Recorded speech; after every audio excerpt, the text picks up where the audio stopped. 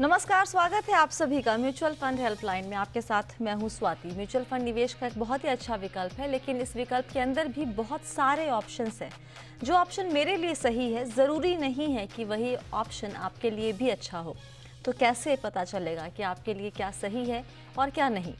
पता चलेगा हमारे शो म्यूचुअल फंड हेल्पलाइन के ज़रिए, जहां हम आपके सवालों के जवाब एकदम सरल और सहज भाषा में देते हैं, ताकि आपको अपनी म्यूचुअल फंड इन्वेस्टमेंट पर क्लैरिटी मिल जाए। चलिए शुरू करते हैं आज का शो और देखते हैं कि आज के शो में खास क्या है। कि अभी गोल्ड म्यूचुअल फंड में निवेश करना सही होगा? इनसाइड फंड्स क्या होते हैं और कैसे इनमें निवेश कर सकते हैं? अगर आपकी रिस्क लेने की क्षमता बहुत ज़्यादा नहीं है, तो कहां पर निवेश करना आपके लिए फायदेमंद होगा? और फंड नामा में हम आज जानेंगे पोर्टफोलियो को रिव्यू कब और कैसे करें।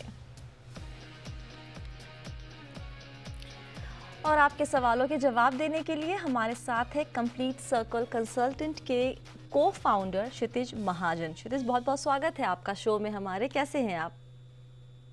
बढ़िया, धन्यवाद स्वाति। पहला सवाल लेते हैं। हमारे साथ धीरज जुड़ रहे हैं नवी मुंबई से। धीरज जी नमस्ते, बताइए क्या जानना चाहते हैं?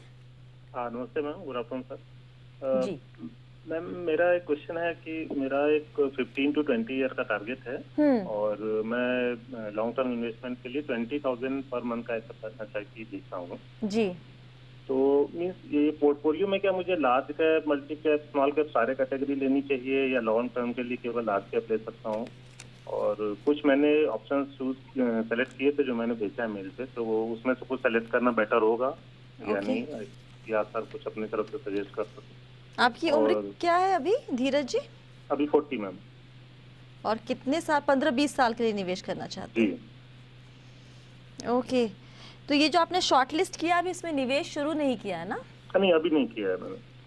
ओके, 20,000 अगर निवेश करना है, तो पहली बात तो ये सवाल क्षितिज हमारे दर्शकों के मन में होता है कि पोर्टफोलियो में कितने फंड होने चाहिए? स्वाति, ज़्यादातर अगर आप हायर साइड पे लेते हैं, किसी भी अमाउंट से इन्वेस्ट करना चाहते हैं, तो 5 से 6 से ज़्यादा mutual fund, equity mutual fund नहीं होने चाहिए। और अगर आप उसमें टैक्स सेविंग का बेनिफिट लेना चाहते हैं और साथ में आप कुछ हाइब्रिड कैटेगरी ऐड करना चाहते हैं, तो इक्विटी ओरिएंटेड 8 to 9 से ज़्यादा फंड्स नहीं होने चाहिए। अच्छा। क्योंकि ज़्यादा फंड लेने का बेनिफिट ये होता है कि आप डाइवर्सिफाई करना चाहते हैं। बट अगर आप 18-20 फंड ले लेते हैं, आप पूरा बाजार लेके बैठ जाते हैं, क्योंकि हर फंड में 30-40 स्टॉक्स होते हैं, 50 स्टॉक्स होते हैं, 60 स्टॉक होते हैं, और कॉमन स्टॉक्स हटाने के बावजूद भी आप 400-500 यूनिक स्टॉक्स में होते हैं। तो उसका बेनिफिट नहीं है। बेनिफिट यही है कि आप 6 से 7 फंड्स, इक्विटी म्यूचुअल फंड्स लें और उन्हीं में रिव्यू करते हुए उन्हीं को लंबा चलाएं। जब भी आपके पास कुछ कैपिटल आए या आप सिप करना चाहते हैं, तो उन्हीं में आगे बढ़े। सो जहाँ तक बात आती है सर की, सर ने बताया कि उन्होंने कुछ फंड शॉर्टलिस्ट किए, क्योंकि सर आप पहली बार इन्वेस्ट कर रहे हैं। एंड फर्स्ट ऑफ ऑल मैं बधाई दूंगा आपको कि आप इस जर्नी में निकल पड़े हैं, जहाँ पे आपने एक सही एसेट क्लास को चुना है, क्योंकि 2 ही एक्सपेंडिंग एसेट क्लास है। एक आपका रियल एस्टेट है, दूसरा इक्विटी है, जो over a period of time power of compounding का एक्चुअल में गेन आपको देती है। तो यहाँ पे आपने काफ़ी फंड्स शॉर्टलिस्ट किए हैं अपनी तरफ से, और काफ़ी अच्छे फंड्स भी हैं। तो मेरा सुझाव ये रहेगा, उन फंड्स में से आप 2 फंड्स ले लीजिए जो आपने शॉर्टलिस्ट किए हैं, जिसमें एक है आपका मेरे एसेट लार्ज कैप फंड और दूसरा है एक्सिस ब्लू चिप फंड। ये 2 आपने लार्ज कैप ले लिए। साथ में आप एक गोल्ड फंड ऐड कीजिए हेज करने के लिए। HDFC का फंड ऑफ फंड है गोल्ड फंड। वो फंड ऑफ फंड के थ्रू HDFC गोल्ड ETF में इन्वेस्ट करता है। और एक large and mid cap fund लीजिए जो टाटा का है, जो अपने आप में बहुत अच्छा कर रहा है।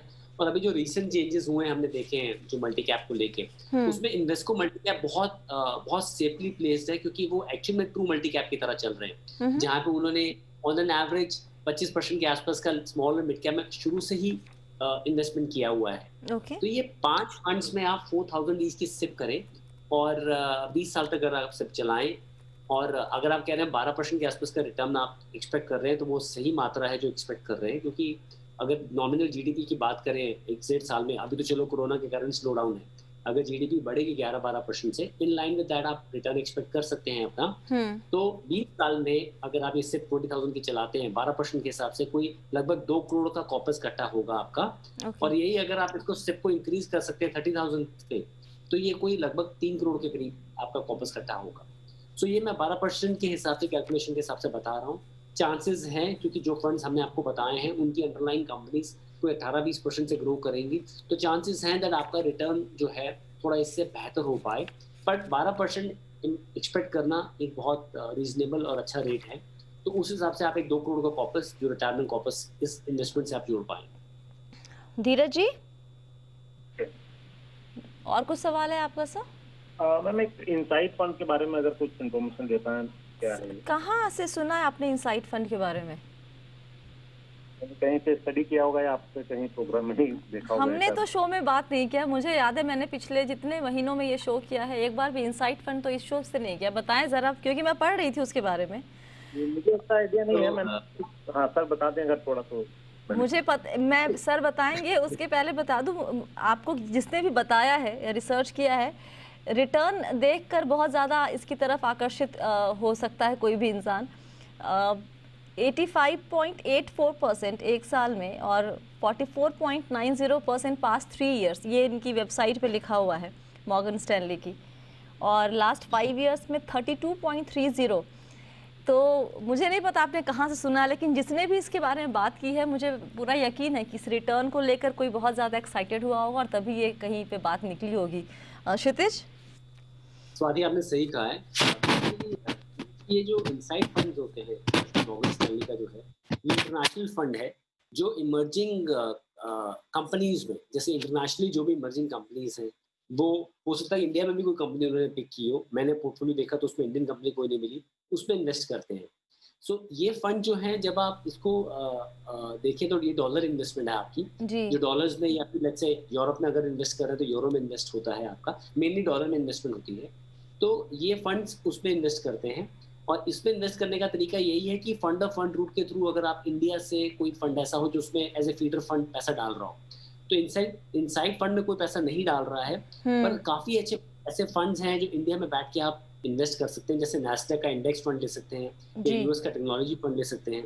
बट ये मॉर्गन स्टैनली का जो आप बात कर रहे हैं, मेरा सुझाव ये रहेगा कि आप पहली बार इन्वेस्ट कर रहे हैं तो पहले आप इंडिया ओरिएंटेड जो फंड्स हैं उसमें इन्वेस्ट करें, और जैसे ग्रेजुअली आपका कॉन्फिडेंस लेवल बढ़ता है इसमें, क्योंकि आप देखिए जब आप फॉरेन में इन्वेस्ट करते हैं तो एक तो फॉरेन मार्केट का रिस्क है आपका जो है ही है, दूसरा करेंसी रिस्क भी है। आपका इन्फ्लेशन है 5.5-6% और यूरोप और यूएस का इन्फ्लेशन है 1-1.5%। तो हमारी currency tends to devalue against foreign currency, तो वो एक क्राइटेरिया होता ही है जो हम डिवैल्यू करते हैं फॉरेन करेंसी के अगेंस्ट। तो करेंसी रिस्क भी आपका ऐड हो जाता है जब उसे, क्योंकि आप इंडियन रूपी में इन्वेस्ट करेंगे। तो having said that 10-15% foreign investment होनी ही चाहिए, मैं बिल्कुल मानता हूँ आपकी बात। बट आप स्टार्ट कर रहे हैं तो एक तरह से जब आप गोल्ड में इन्वेस्ट कर रहे हैं तो वो भी डॉलर इन्वेस्टमेंट है।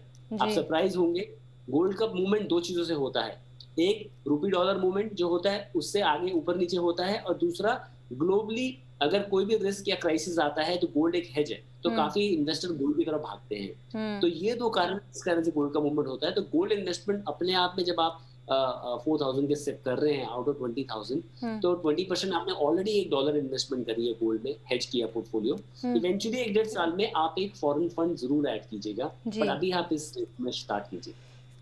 ओके, चलिए यहाँ पे अगला सवाल लेते हैं। हमारे साथ अनुज फोन लाइन पे जुड़ रहे हैं। अनुज जी नमस्ते।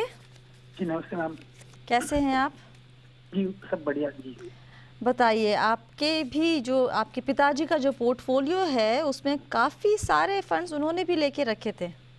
हाँ, एक्चुअली इन वजह से हमारे जो फैमिली फ्रेंड हैं वही हमारे एडवाइजर भी थे, तो अप्रोक्सीमेटली 28 म्यूचुअल फंड एएमसीज में मतलब उनका वो था। अच्छा। तो बाय एंड लार्ज तो काफ़ी लिक्विडेट कर दिया है, अराउंड 13 लाख मेरे हैंड में है अभी। बट उसके अलावा भी अभी भी 19 म्यूचुअल फंड स्कीम्स में अभी भी पैसा लमसम में डाला हुआ है। ओके।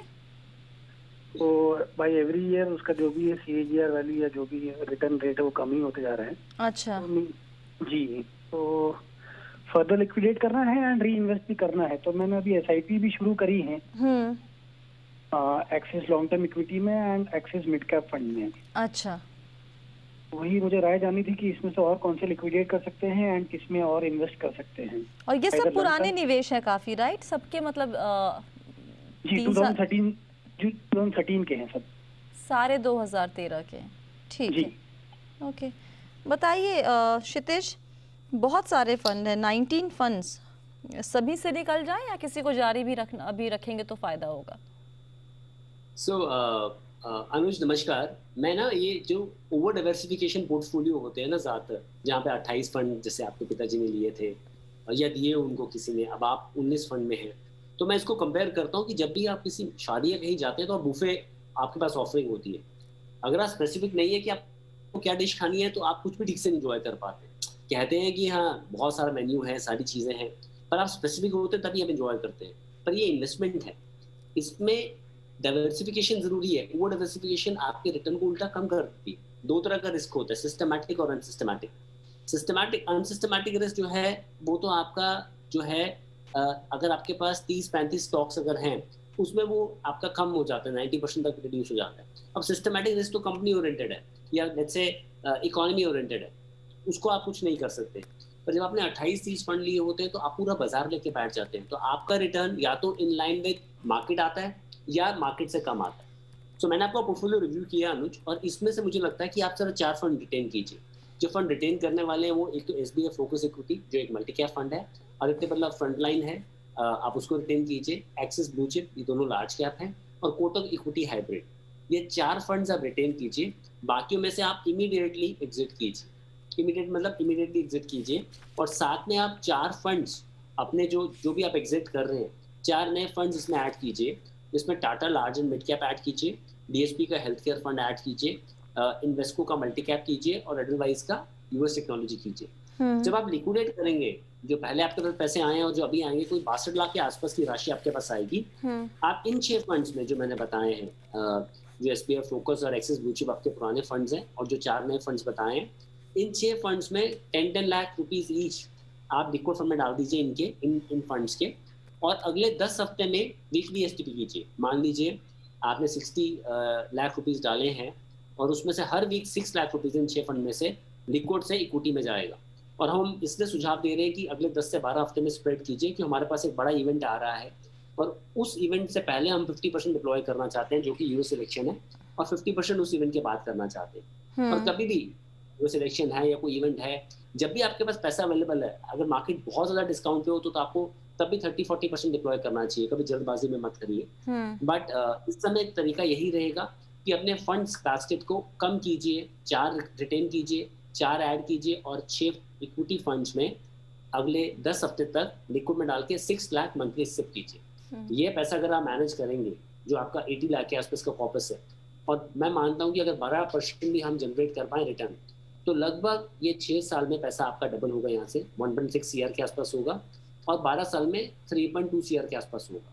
ये जो भी दर्शक देख रहे हैं या आपके लिए एक इन्फॉर्मेशन देता हूँ, ये कोई भी इस चीज़ को ड्राइव कर सकता है। बहुत सिंपल है, इसको रूल ऑफ कंपाउंडिंग कहते हैं। थंब रूल ऑफ कंपाउंडिंग के हिसाब से फॉर्मूला आता है 72/R।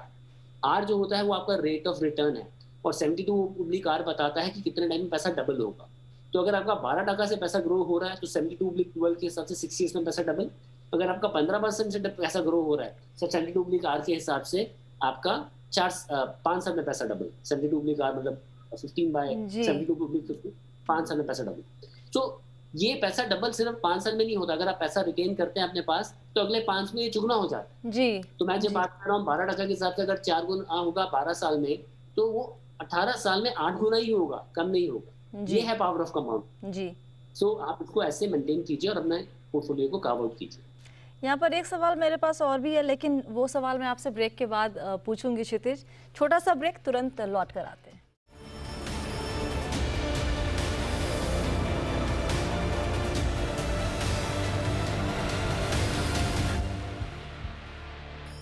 म्यूचुअल फंड हेल्पलाइन में एक बार फिर से आप सभी का स्वागत है। आज आपके सवालों के जवाब दे रहे हैं कंप्लीट सर्कल कंसल्टेंट के को-फाउंडर क्षितिज महाजन। क्षितिज, आपने जो रेकमेंडेशन दी थी उसमें 2 फंड बताया था, एक DSP हेल्थ केयर और दूसरा Edelweiss US technology fund, right sir? Right. दोनों सेक्टोरल फंड है? बिल्कुल। Okay, so normally sectoral fund से एक सलाह आती है हमेशा कि रिटेल निवेशक दूर रहे तो बेहतर है, शुरुआत में खासकर, क्योंकि उसमें एंट्री और एग्जिट का जो टाइम है वो डिसाइड नहीं कर पाता, और किसी हद तक आपको सेक्टोरल फंड में या थीमेटिक में वो टाइमिंग का थोड़ा सा ख्याल रखना पड़ता है। So I would like to know the reason, उसके पीछे दो सेक्टोरल फंड रिकमेंडेशन के पीछे की वजह।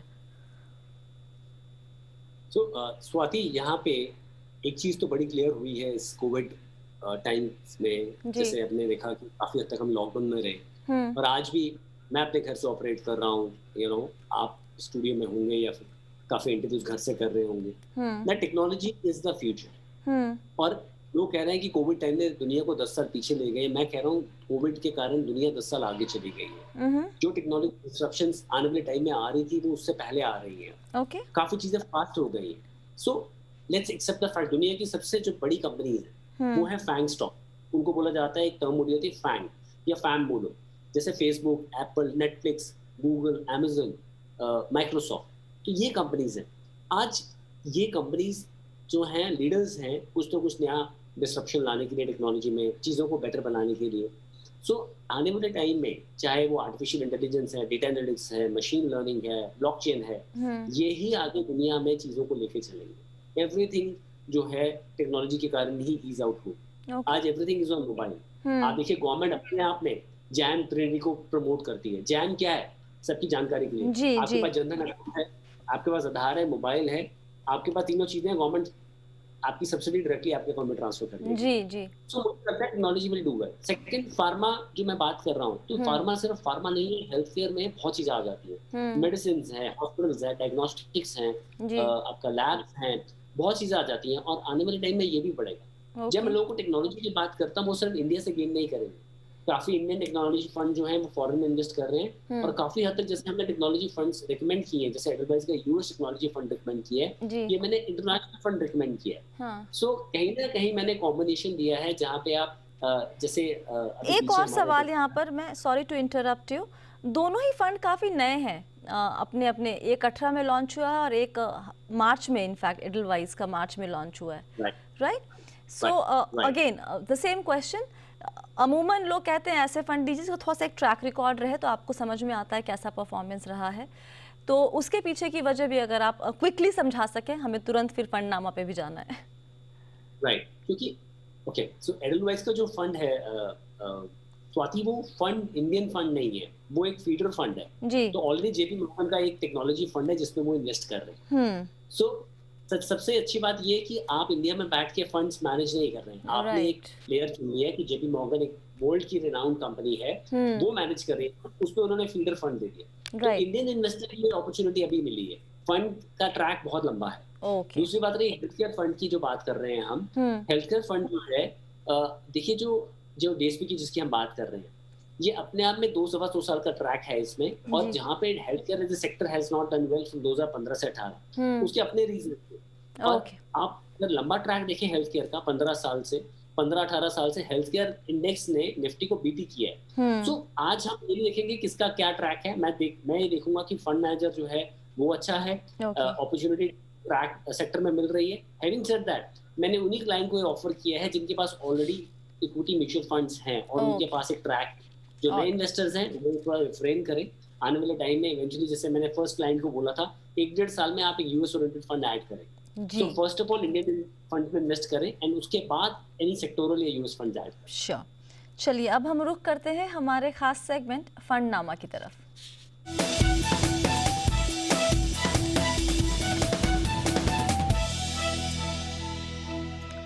तो इस हफ्ते हम अपने सभी एक्सपर्ट से ये बात कर रहे हैं, सवाल पूछ रहे हैं कि आखिर फंड को, पोर्टफोलियो को रिव्यू, मतलब पोर्टफोलियो की समीक्षा कितनी फ्रीक्वेंटली करनी चाहिए।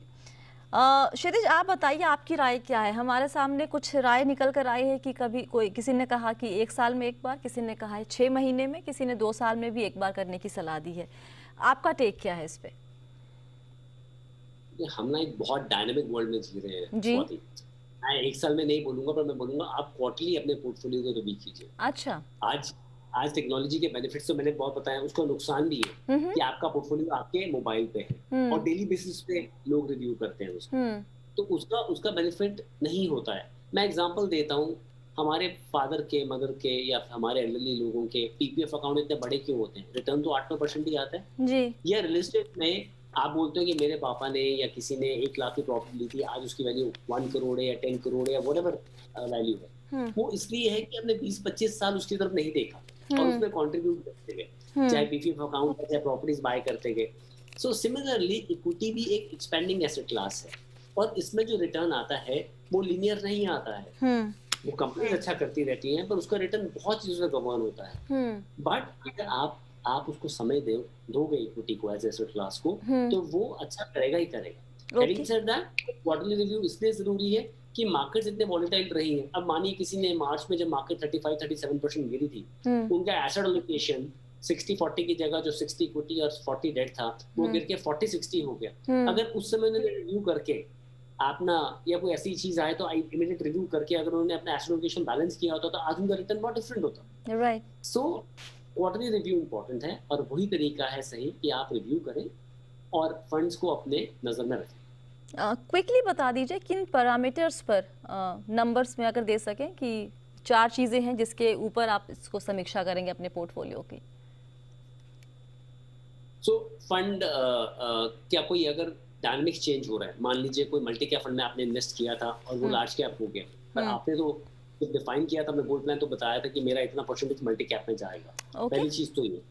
सेकंड इंपॉर्टेंट है कि आपकी अंडर परफॉर्मेंस है फंड की for consistently for 2 quarters. 2 quarter से पहले तो आप देखिए भी मत। कई बार टाइम आता है कि दैट जो स्टॉक्स फंड मैनेजर ने चुने होते हैं विद दूसरे फंड मैनेजर के हिसाब से या इंडेक्स के हिसाब से वो परफॉर्म नहीं करते हैं, तो 2 क्वार्टर कंसिडर कीजिए। तीसरा इंपॉर्टेंट है कि आपका रिस्क प्रोफाइलिंग या एसेट एलोकेशन चेंज हो गया, जैसा अभी कोविड टाइम में हुआ, तो उसमें इमीडिएट रिव्यू की जरूरत है। उसमें आप ये 3 महीने का वेट मत कीजिए। अगर आपको लग रहा है मार्केट्स गिर रही है और एक अच्छी अपॉर्चुनिटी मिल रही है, देखिए जब मॉल में डिस्काउंट लगता है तो हम शॉपिंग करते हैं, सिमिलरली इक्विटी मार्केट में भी जब डिस्काउंट लगे तो थोड़ी शॉपिंग करनी चाहिए, तो आप चेंज कीजिए। चौथा, सेक्टोरल एलोकेशन चेंजेस हुए हैं किसी फंड में बहुत ज्यादा, तो वहां पे रिव्यू करना जरूरी है और ये बहुत अवेलेबल इन्फॉर्मेशन है। मतलब आप किसी भी फंड की बात करेंगे आपको इन्फॉर्मेशन मिलेगी। सो ये है। और पांचवा एक इम्पोर्टेंट, सबसे इम्पोर्टेंट पॉइंट है, जब आपका 5 महीने या साल रह गया हो किसी गोल में, आपका गोल अप्रूव हो रहा है, तो आप उस समय वेट मत कीजिए कि आप गोल तक जाके अपना इक्विटी में से पैसा निकालेंगे। आप पैसा स्विच लिक्विड फंड में कर दीजिए या ट्रेडिंग कीजिए, ताकि जब आपका गोल आने वाला है तब आपको मार्केट की उथल पुथल की कोई दिक्कत नहीं। ओके, बहुत बहुत शुक्रिया क्षितिज आज सभी सवालों के जवाब देने के लिए। और आप चाहते हैं कि आपके सवालों के जवाब हमारे एक्सपर्ट दें, तो आपको अपना सवाल हमें भेजना होगा। जब भी सवाल भेजते हैं तो अपना नंबर ज़रूर लिखें ताकि आपसे हम कांटेक्ट कर सकें, और सवाल भेजने के साथ साथ कभी कभी फीडबैक भी भेज दिया करें कि शो आपको कैसा लगता है, कौन सी बातें आपको इस शो की पसंद है, कौन सी बातें बहुत ज़्यादा पसंद नहीं हैं। हम उसको और इम्प्रूव करने की कोशिश करेंगे। फ़िलहाल के लिए शो में इतना ही। आप सभी बने रहिए जी बिज़नेस के साथ। नमस्कार।